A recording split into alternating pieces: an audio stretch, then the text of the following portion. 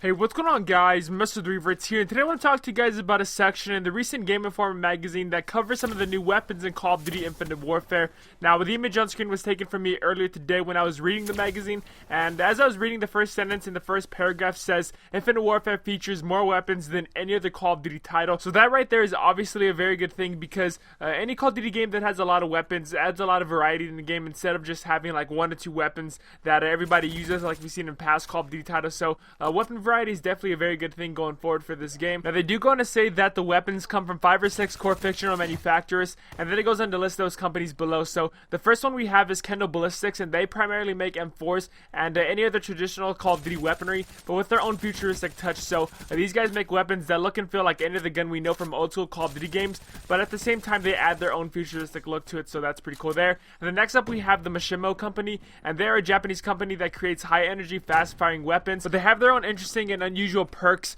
And yeah, so the example they gave us was an SMG that could switch to a shotgun by firing all the bullets at once instead of one after the other. So yeah, that's pretty cool there. And then next up we have the Fujiwara company, and they also specialize in energy weapons that add a little more high class and artistic design, such as the MOD2 SMG. Now, the MOD2 can fire long range to medium range shots, but then it can switch to akimbo style pistols by splitting the weapon in half. So take that the way you guys want. And then next up we have the EDI that make experimental weapon designs and energy weapons, and they're going to say that they're the most advanced weapons in the game, showcasing secret prototypes. And for the last company we have is Atomic Designs, and they're also a prototype company, and the description they gave us actually explains how the weapon works. So the EDI company was just going to say that they're just experimental weapons, but these guys actually give a little bit more detail on how they make the guns, so that's a little bit more assuring, I guess you can say. But they also tell us to expect railguns and weapons that charge up, so like the PO6 from Black Ops 3. But these guys are going to be the main weapon manufacturers in the game. But one thing you might notice is every gun these companies produce always seem to have a futuristic trend. So for anyone out there that's saying the guns are going to look and feel modern, I highly doubt that.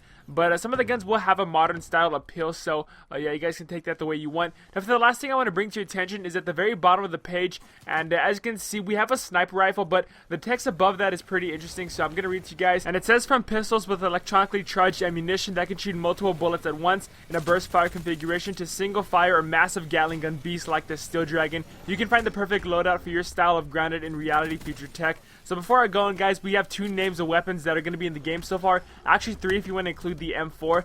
But the guns are the MOD2 and the Steel Dragon. Now, they do tell us about a new spider-like grenade that crawls along walls and attacks enemies at your command, so that's pretty cool there. And then they tell us that players can cook grenades while firing the weapon at the exact same time. So a lot of multitasking is going around here, not just in terms of grenades, but also with the weapons, like we saw with the akimbo firing pistols that can break the gun in half and dual with them, basically. So that's pretty cool there. But if you guys want to read the full text, I'll have a link in the description where you guys can go check out a screenshot with the full article, basically. But yeah, tell me your thoughts about this down in the comments. What do you guys think of the new futuristic style of weapons in the game? Also drop a like if you guys enjoyed. Thank you for watching. I'm MrTheRevertz. Have a great rest of the day. Till next time, I'll catch you guys later.